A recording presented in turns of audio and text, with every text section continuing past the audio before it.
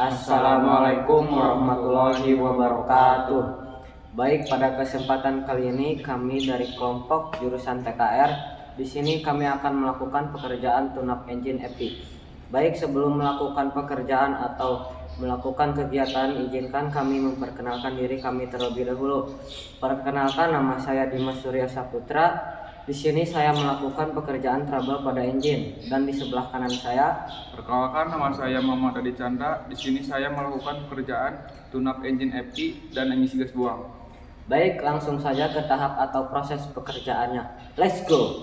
Baik, sebelum melakukan tune-up engine FI, langkah yang pertama memeriksa dan menyiapkan semua equipment, memasang fender cover, seat cover, dan floor mat.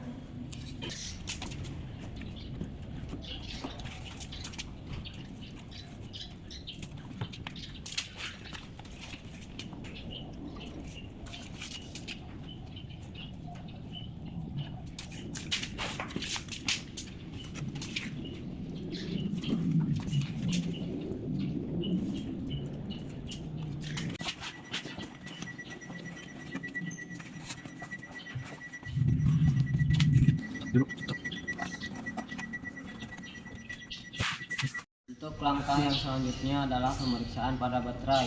Menurut SOP, pemeriksaan pada baterai dibagi menjadi 4 bagian. Yang pertama, memeriksa pada baterai. Yang kedua, memeriksa berat jenis cairan elektrolit. Yang ketiga, pemeriksaan volume cairan elektrolit. Dan yang keempat, memeriksa kontak dan terminal baterai.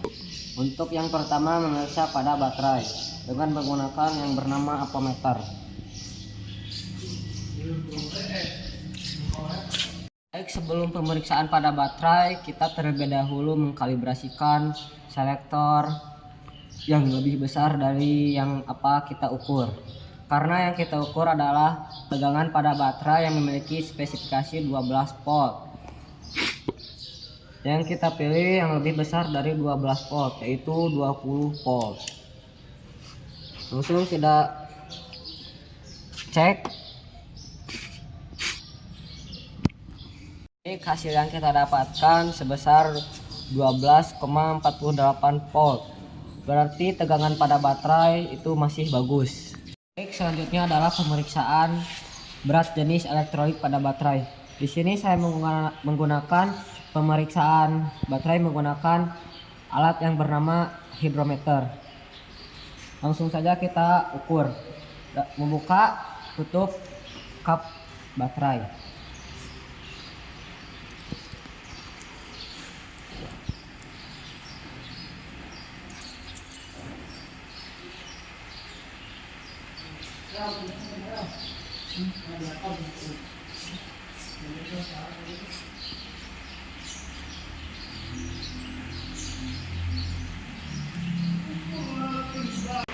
Baik, hasil yang kita dapatkan yaitu sebesar 1110. Yang berarti cairan elektrolit sudah kurang, yang berarti harus dicas atau ditambah cairan elektrolit kembali. Baik, selanjutnya kita memeriksa volume cairan pada baterai. Di sini ada 2 garis lower dan upper, dan yang bagus cairan harus berada di antara 2 garis tersebut. Baik, yang hasil kita dapatkan volume cairan baterai berada di antara 2 garis tersebut. Baik, hasil yang kita dapatkan volume cairan baterai masih berada di antara 2 garis lower dan upper. Dan yang berarti volume cairan baterai masih bagus. Langsung saja kita pemeriksaan pada fisik baterai. Di sini fisik baterai tidak memiliki cembungan dan karat, dan terminal tidak memiliki karat. Berarti masih bagus. Baik, untuk selanjutnya kita akan melakukan pemeriksaan radiator dan tutup radiator dengan menggunakan radiator cup tester. Baik, untuk langkah yang pertama kita akan melakukan pemeriksaan kuantitas air pada radiator. Langsung saja kita buka tutup radiator. Nah, bisa kita lihat sendiri volume air pada radiator masih bisa kita lihat. Nah, yang berarti volume air pada radiator masih bagus. Untuk yang selanjutnya adalah memeriksa kualitas air radiator. Nah, bisa langsung colok saja seperti ini, atau kita buka pada reservoir tank.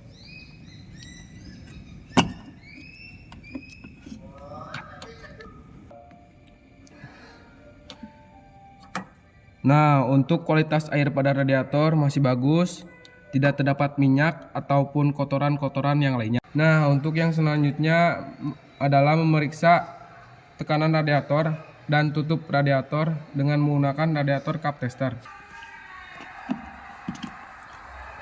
Baik, langsung saja untuk pengukuran tekanan tutup radiator. Saya di sini menggunakan alat bernama radiator cup tester.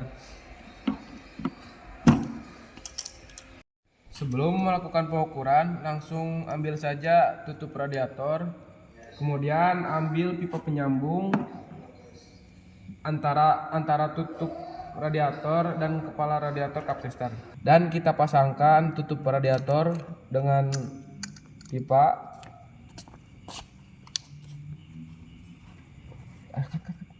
Dan kita pasangkan kepala radiator cup tester dengan pipa.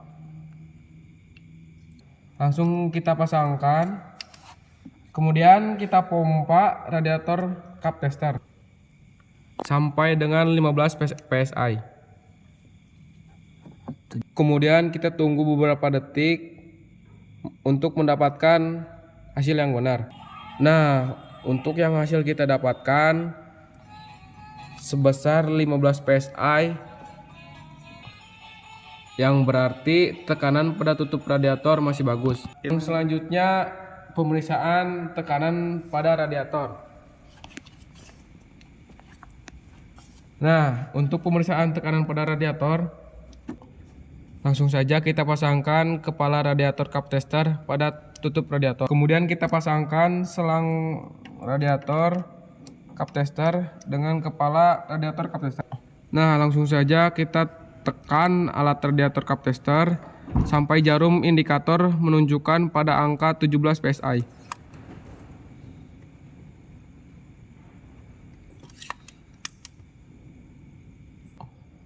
Kemudian kita tunggu beberapa saat untuk mendapatkan hasil yang maksimal.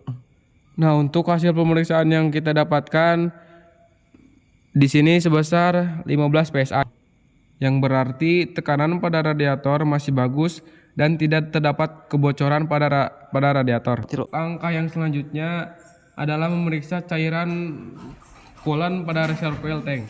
Nah, bisa kita lihat sendiri cairan pada reservoir tank masih berada di antara garis lower dan upper. Yang berarti cairan yang berada pada reservoir tank di sini masih penuh dan bagus. Nah, untuk pemeriksaan sistem puluman, langsung saja kita cabut stik oli. Kemudian kita lap terlebih dahulu agar bisa mendapatkan hasil yang maksimal. Kemudian kita masukkan kembali stik oli. Kemudian kita cabut kembali stik oli. Nah, untuk kuantitas atau volume pada oli di sini masih bagus. Masih menunjukkan titik F, yang berarti oli masih full dan bagus. Sedangkan untuk kualitas pada oli di sini, oli sudah berwarna hitam pekat, yang berarti oli harus diganti. Untuk yang selanjutnya kita memeriksa viskositas atau kekentalan pada oli. Nah, untuk kekentalan oli di sini, oli masih bagus, tidak terlalu encer. Dan yang terakhir kita memeriksa kontaminasi. Pada oli di sini, oli masih bagus, tidak terdapat pelumas ataupun kotoran yang lainnya.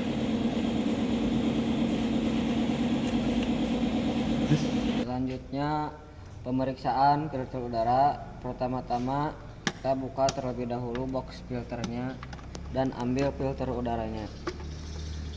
Lalu cek kondisi filter udaranya. Dan di sini kondisi filter udara sudah keadaan kotor dan sobek di sana dan di mari. dan sudah harus diganti.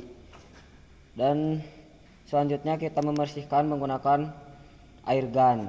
Cara membersihkan filter udara adalah dengan menyemprotkan air gun dan berlawanan arah udara masuk.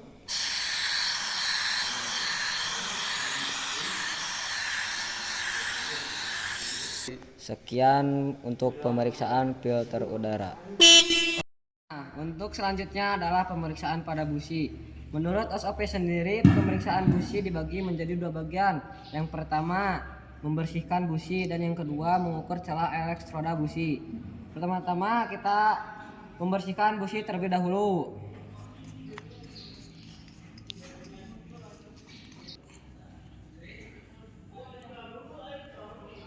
Nah, untuk langkah yang kedua adalah mengukur menggunakan color gauge.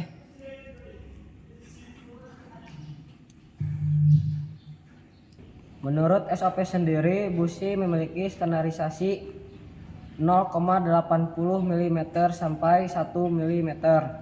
Nah, kita terlebih dahulu menggunakan ukuran 0,80 mm.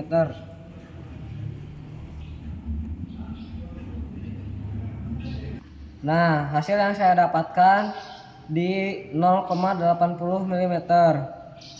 Busi tersebut masih bagus.